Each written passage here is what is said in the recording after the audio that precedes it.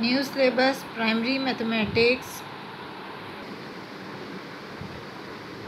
Number 6 second edition algebra chapter 1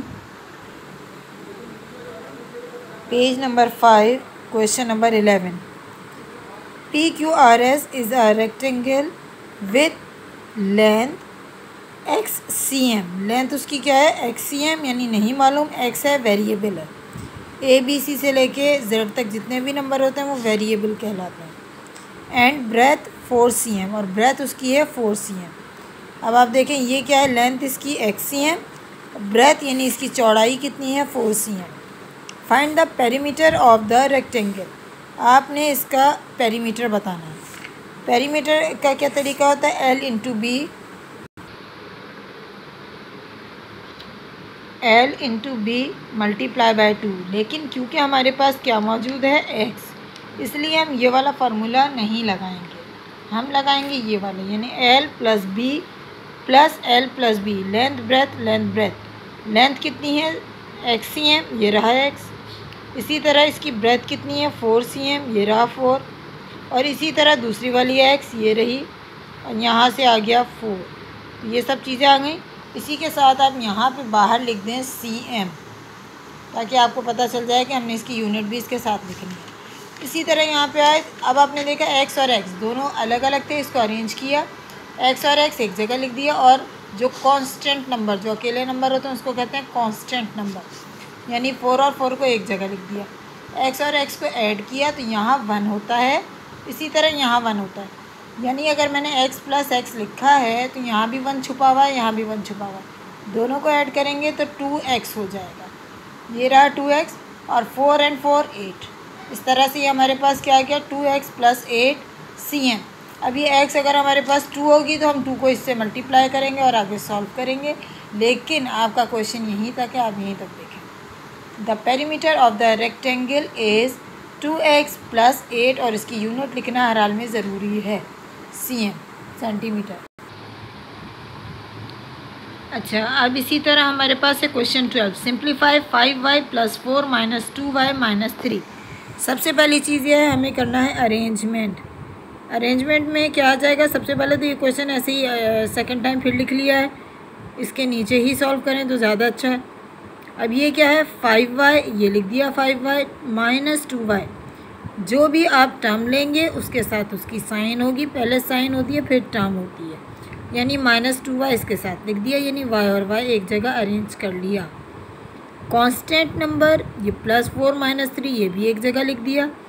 जब इसको देखा तो हमने साइन किसकी आएगी? बड़े नंबर की। जब भी आपने याद रखना है, यही याद रखना है, साइन किसकी आएगी? इसकी, उसकी, किसी की नहीं, सिर्फ कहेंगे बड़े नंबर की। तो बड़े नंबर की साइन प्लस थी, ये आ गई। अब प्लस माइनस होता क्या है? माइनस।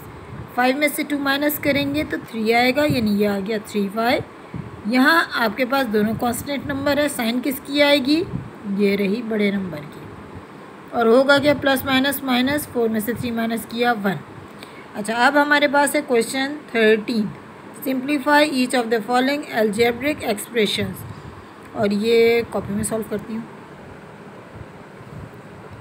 अच्छा, अब क्वेश्चन में हम सबसे पहले देखते हैं कि ये हमारे पास वेरिएबल नंबर दोनों मौजूद हैं, यानी p और p हम एक जगह लिख लेते हैं, यानी p प्लस 1। ये क्या की हमने? अरेंजमेंट। इसी तरह यहाँ पे भी गौर से देखें, ये तो अरेंजमेंट खुद से हुई हुई है तो इतनी ज़रूरत नहीं, इसको ऐसे ही रहने देते हैं।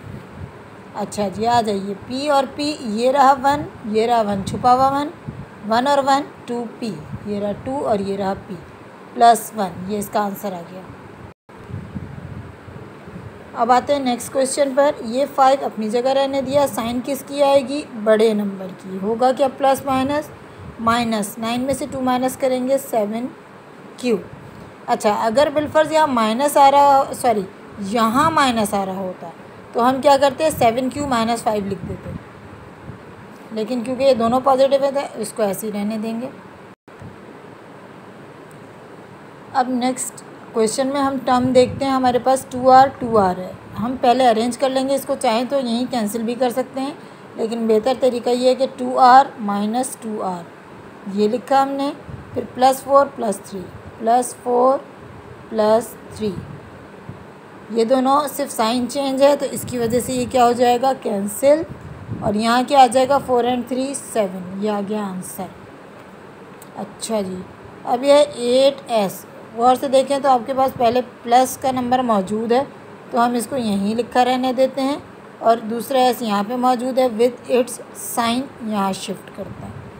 ये हमने एस को अरेंज कर लिया। अब ये +7 है और ये -1। साइन किसकी आएगी, बड़े नंबर की, यानी प्लस की साइन आएगी। 8 में से 2 माइनस करेंगे तो 6s।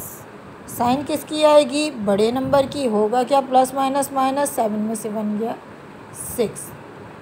और ये हो गई हमारी एक्सरसाइज का क्वेश्चन नंबर 13। अच्छा, इसके बाद नेक्स्ट क्वेश्चन है question 14, find the value of a - 1, जिसमें a की वैल्यू है 4। सबसे पहले तो हम लिखेंगे a - 1, फिर बताएंगे यहाँ पे हम लाइन लिखेंगे बाय पुटिंग दी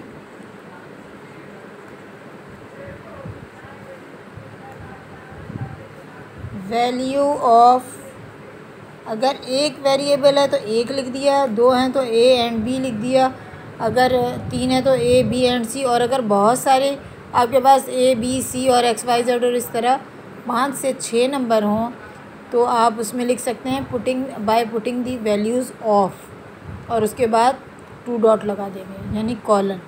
अब हमने यहाँ पे लिखा है, अब हम वैल्यू पुट कर रहे हैं। a की वैल्यू है 4, ये रहा 4 - 1, माइनस करेंगे, साइन किसकी आएगी, बड़े नंबर की, यानी हो गया प्लस, और 4 में से 1 गया तो 3। क्वेश्चन 15 है find the value of 9 + b when b = 2, और ये आगे सॉल्यूशन हुआ है। अब हम सॉल्व करते हैं। 9 + b मौजूद है जिसमें b की वैल्यू है 2, ये रहा 9, ये b की जगह इसकी वैल्यू 2, और ये लाइन लिखना आपने ज़रूरी है, मैंने नहीं लिखा है। अब ये आप खुद से लिखेंगे by putting the value of b, और इन दोनों को ऐड करेंगे, ये आ गया 11। क्वेश्चन 16 है find the value of 3c + 15 when c = 1, और ये आगे क्वेश्चन है। यहाँ पे 3c मौजूद है, वही by putting the value of c लिखेंगे, और उसके बाद यहाँ 3 लिखा और c की वैल्यू है 1, ये रहा +15।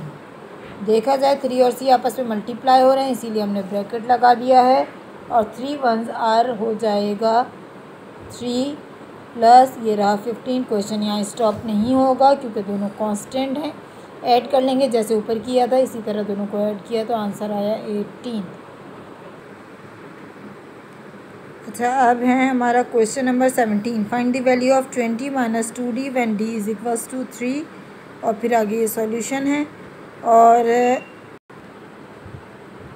ये रहा हमारा क्वेश्चन। ये है 20 - 2, बाय पुटिंग वाली लाइन लिखनी है, d की जगह d की वैल्यू 3, ये अंडर ब्रैकेट जैसे कि यहाँ पे हमने किया। ये रहा 20 - 2 3s are 6, साइन किसकी आएगी, बड़े नंबर की, यानी 20 की साइन आएगी प्लस की, इन दोनों को माइनस करेंगे, आंसर आएगा 14।